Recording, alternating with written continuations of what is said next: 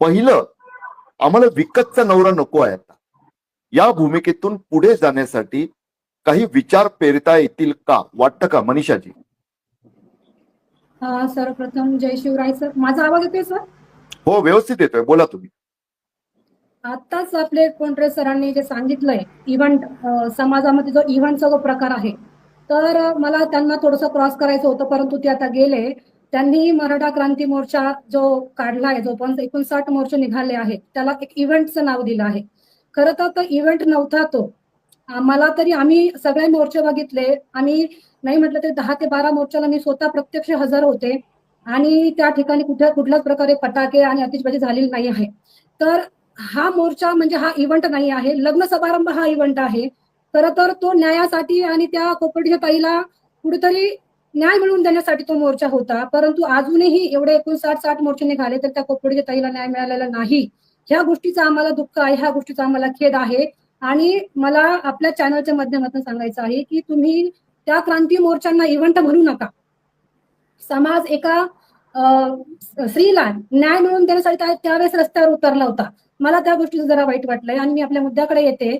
सर्वप्रथम मला हे सांगायचंय की आपल्या चॅनलच्या माध्यमातून आपण प्रत्येक चांगल्या विषयाला हात घालता आणि तो विषय लोकांपर्यंत पोहोचवता, त्याच्याबद्दल आपलं अभिनंदन. आणि दुसरं म्हणजे सगळ्यात महत्वाचं हे आहे की मराठा समाजाने जो बडेजावपणा आता सगळेच म्हणताय की करायला नाही पाहिजे, खरंच तो नाही करायला पाहिजे. स्त्रियांचा जो काही हक्क अधिकार आहे, स्त्रियांना जो अन्याय अत्याचार त्यांच्यावर होतोय, तर हा जो कायदा या ठिकाणी प्रत्येक ठिकाणी तयार झालेला आहे. आपण बघतोय की हुंडाबळीचा सुद्धा कायदा आहे, स्त्री भ्रूण हत्येचा सुद्धा कायदा आहे. आणि हे कायदे असताना सुद्धा स्त्रियांवर जे अन्याय अत्याचार होतोय हे कशामुळे, याच्यावरती न्याय का मिळत नाही लवकर? हे कायदे फक्त नावापुरते आहे का फक्त कागदापुरते आहे? मला कधी कधी प्रश्न पडतो की सगळ्या गोष्टी असताना सुद्धा ही जी हुंडा प्रथा ही का पूर्णपणे बंद होत नाही? तर याच्यावरती जर विचारांती जर आपण गेलो तर खरंच आपणच त्याला कुठेतरी दोषी आहोत. आपलीच व्यवस्था कुठेतरी त्या ठिकाणी दोषी आहे आणि आपलीच मानसिकता त्या ठिकाणी कुठेतरी दोषी आहे.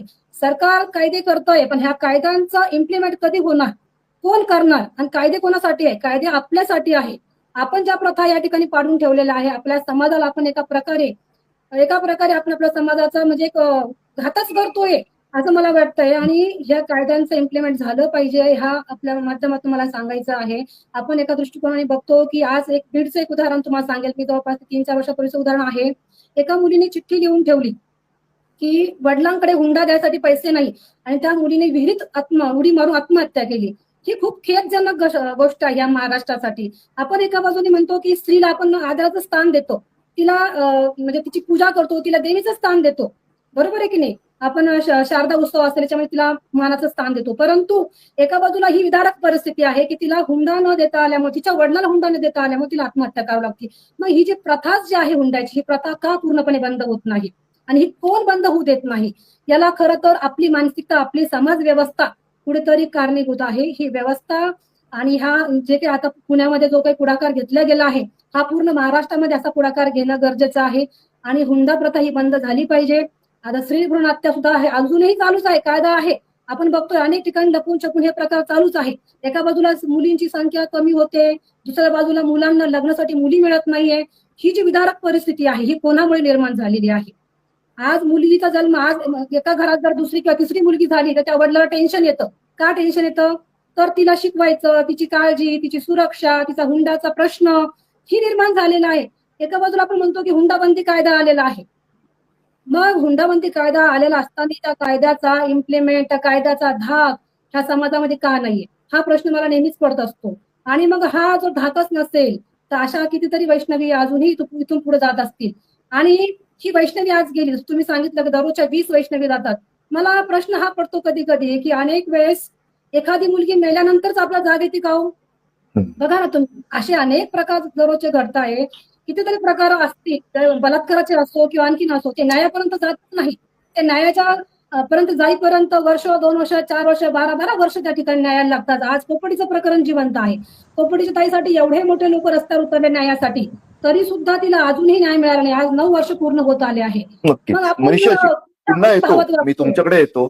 एक महत्वाचा मुद्दा तुम्ही तो मांडलात. एक तर मीही तुमच्याशी सहमत आहे, कारण मी जन्मानं कर्मानं मुंबईकर असलो तरी महाराष्ट्रभर फिरत असतो. जेव्हा कोपर्डीचं प्रकरण झालं तर नगरची निर्भया हॅशटॅग तयार करून सोशल मीडियावर लढा देण्यातही मी सहभागी होतो आणि अगदी आरोप सहन करत, खरं तर मी माझ्या संपूर्ण करिअरमध्ये 33 वर्षाच्या स्त्रियांवरील अन्याय अत्याचार, सामाजिक अन्याय अत्याचार जात धर्म न पाहता लढलोय. युट्यूबवर उपलब्ध आहेत ते सर्व व्हिडिओ, आजही उपलब्ध आहेत. परंतु तरी सुद्धा त्यावेळी की कोपर्डी या एक पहिलं प्रकरण होतं खरं तर, ज्यात मराठा समाजातील पीडिता होती, आपली लेक होती.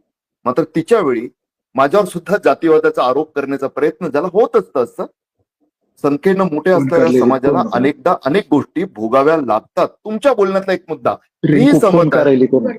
मी खास अभ्यास म्हणून नगरच्या मोर्चात जाऊन पाहिलेलं की खरोखर हे राजकीय पॉलिटिकली स्पॉन्सर्ड मोर्चे आहेत का, अभ्यासाचा भाग म्हणून अगदी पत्रकार म्हणून न जाता मोर्चेकऱ्यांबरोबर गेलो. त्यावेळी नुकताच पाऊस झालेला, नगरच्या स्टेडियम मध्ये माती ओली होती, त्या मातीतच बसकन मारून